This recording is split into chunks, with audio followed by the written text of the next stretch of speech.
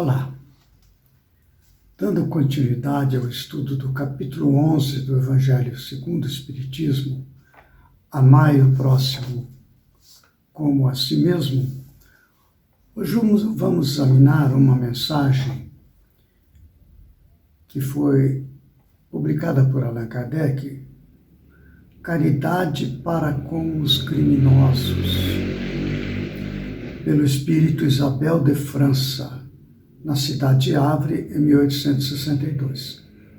Então, dentro do capítulo Amar o Próximo como a si mesmo, caridade para com os criminosos. Não é um assunto fácil para nós, porque sempre entra a questão da emoção e do julgamento, quando nós ainda nos posicionamos de maneira defensiva diante de crimes, de criminosos. Então, como fazer a caridade para criminosos? Ela começa trazendo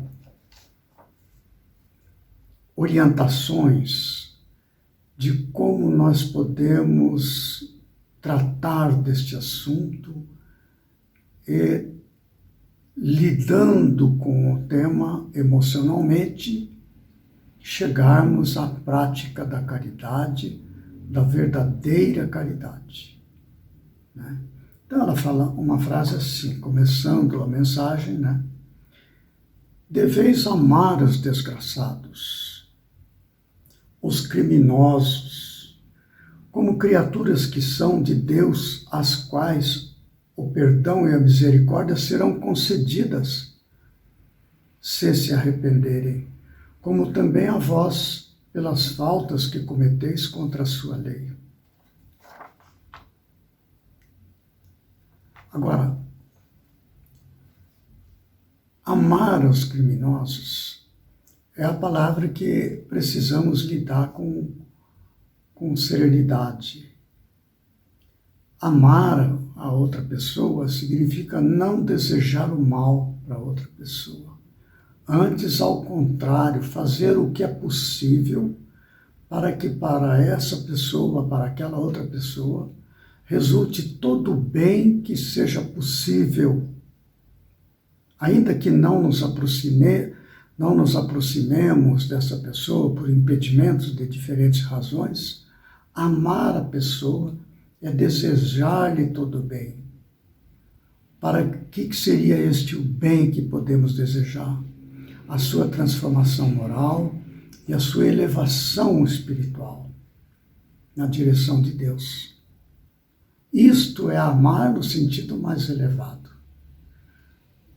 Como que a questão do amar a um criminoso, um desgraçado, qual o primeiro passo para a elevação desta criatura para Deus, para que essa criatura se torne harmoniosa, benfeitora, harmoniosa para com a vida à sua volta, coisa que agora, como criminoso, como desgraçado, não está conseguindo fazer. É necessário que essa pessoa, primeiramente, como diz aqui, se arrependam. O que é se arrepender? É modificar a sua disposição íntima. E acontecendo isso no íntimo de uma pessoa criminosa, de um desgraçado, que se arrependam, modifiquem a diretriz da sua vida, esta pessoa obterá o perdão e a misericórdia de Deus. É isso. Então, é fazer um arranjo íntimo em nós, diante do criminoso, diante do desgraçado, diante do crime, de modo que nós venhamos a contribuir para que aconteça no íntimo daquela pessoa o arrependimento. Primeira coisa que ela alerta, para não julgar a pessoa, não concordar com o crime, não concordar com o erro, naturalmente. Mas não julgar aquela pessoa depreciando-a, separando-a de nós como pessoas irreconciliáveis. Aí nós estaremos numa posição de romper com o estado íntimo de fraternidade, porque somos todos irmãos, filhos do mesmo Deus. A fraternidade caracteriza a evolução espiritual. Se nós repelimos a pessoa no nosso íntimo, nas nossas palavras, pensamentos e nossas ações, porque nós julgamos a pessoa depreciativamente, nós estamos em erro. Nós estamos dissociados da misericórdia, do amar, conforme nos ensina a amar o próximo como a si mesmo. Então, ela alerta para essa questão do julgamento, né? Tomar cuidado de não julgar a pessoa, não concordar com o erro é uma coisa. Afastar e repelir a pessoa no seu íntimo, através dos seus pensamentos, sentimentos e emoções, através de suas palavras, até de seus atos, isto nos coloca numa posição ruim perante Deus. E desta maneira não temos como auxiliar, não temos como ser caridosos. E ela prossegue falando da verdadeira caridade. Ela fala assim: a caridade sublime que Jesus ensinou também consiste na benevolência de que usei sempre e em todas as coisas para com o vosso próximo. Veja que fala de benevolência. Já falou ali em cima sobre perdão, já falou de não julgar e, portanto, ser indulgente, e agora fala de benevolência.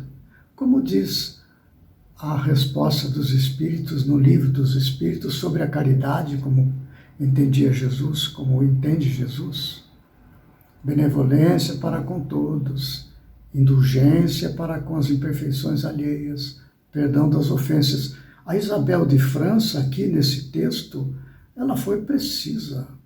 Nos 3 primeiros parágrafos, ela já traz os elementos básicos da caridade, da verdadeira caridade. E ela prossegue, então, falando assim: permite Deus que entre vós se achem grandes criminosos para que vos sirvam de ensinamento. Olha só que interessante.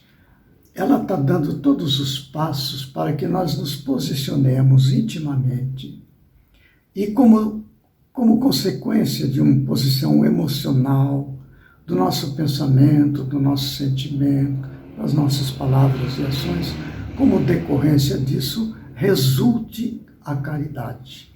Um dos elementos para nos levar a esse estado íntimo de consideração é justamente entender que Deus permite que se achem entre nós grandes criminosos para que nos sirvam de ensinamento.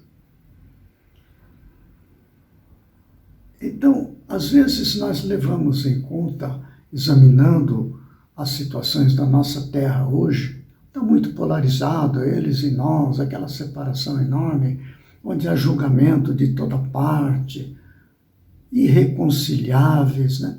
Nós não pensamos no que comete o crime, nós não pensamos que também somos passíveis de cometer crime, e no nosso íntimo separamos.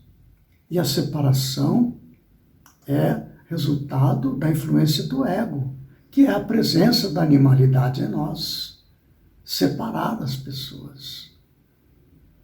Mas a influência do self, do espírito, da solidariedade, da benevolência, da fraternidade, não permite que a gente separe o outro.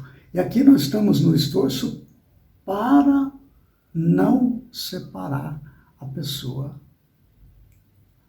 para que somente desta maneira possamos praticar a caridade. Como que eu posso ser benevolente com alguém que eu separo, eu estou alijando do meu universo mental, do meu universo espiritual não tem como praticar a caridade. Caridade é benevolência, é indulgência, é perdão. Isto une, não separa, não afasta. Então ela está demonstrando vários itens como que nós podemos trabalhar o nosso íntimo para impedir esta separação. E finalmente ela fala assim que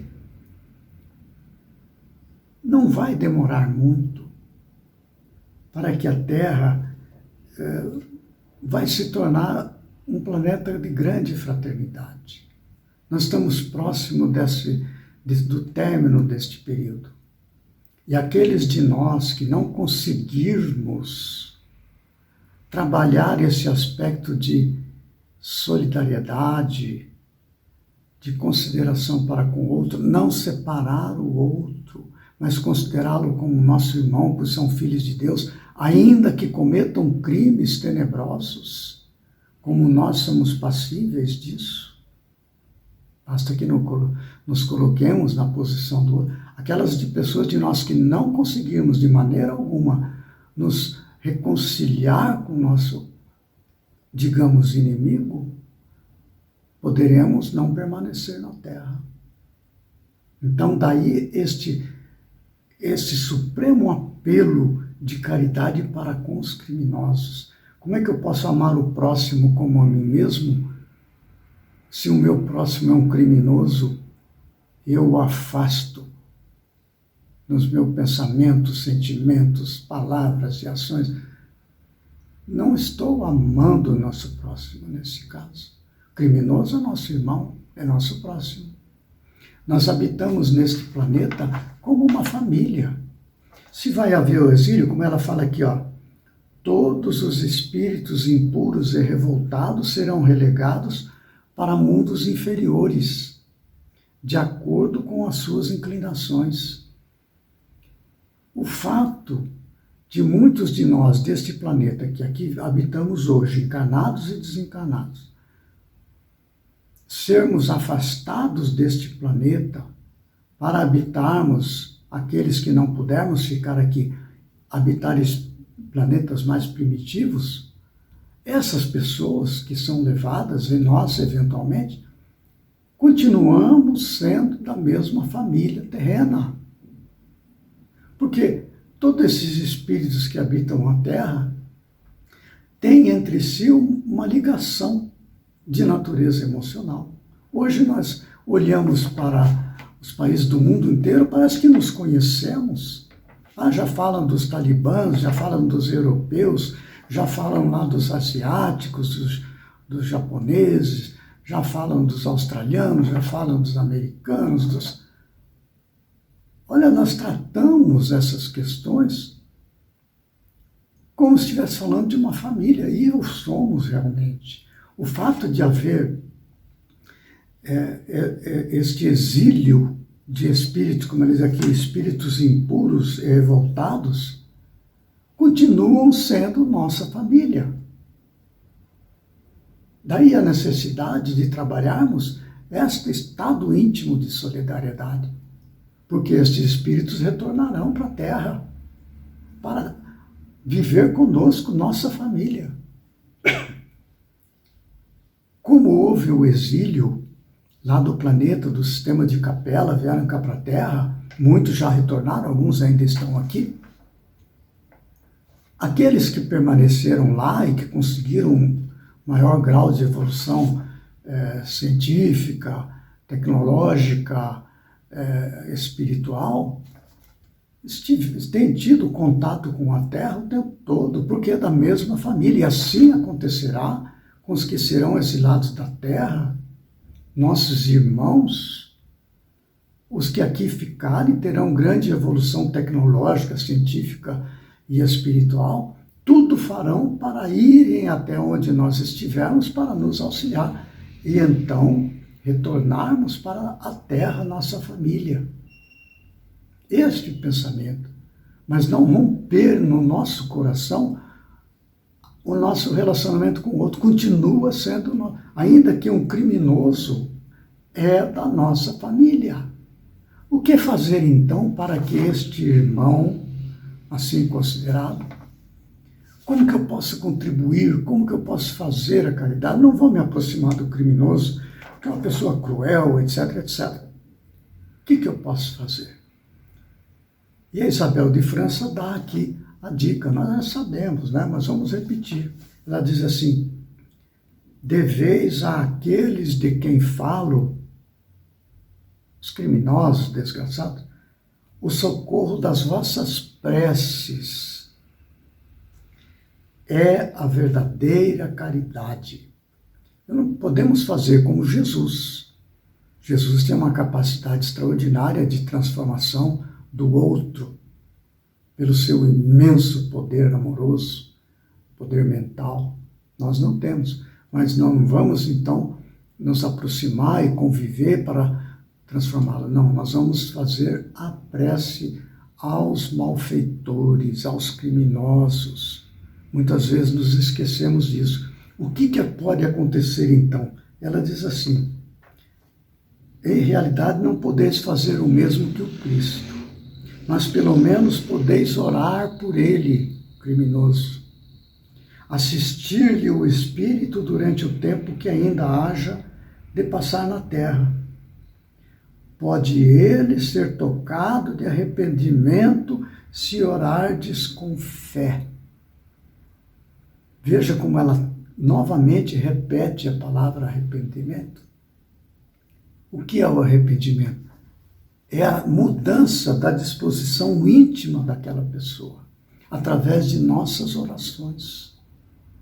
Às vezes nós oramos por aqueles que estão sofrendo injustamente, para que a pessoa tenha forças para prosseguir na prática do bem e suporte todo o sofrimento. Precisamos orar também pelos malfeitores, porque são irmãos nossos. E o que pode acontecer? Como que eu estou fazendo caridade?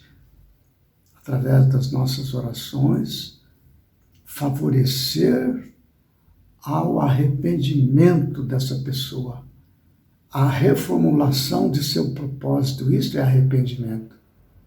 Então, nós vemos, esta é a verdadeira caridade para com os criminosos. Então fica esta dica, não é?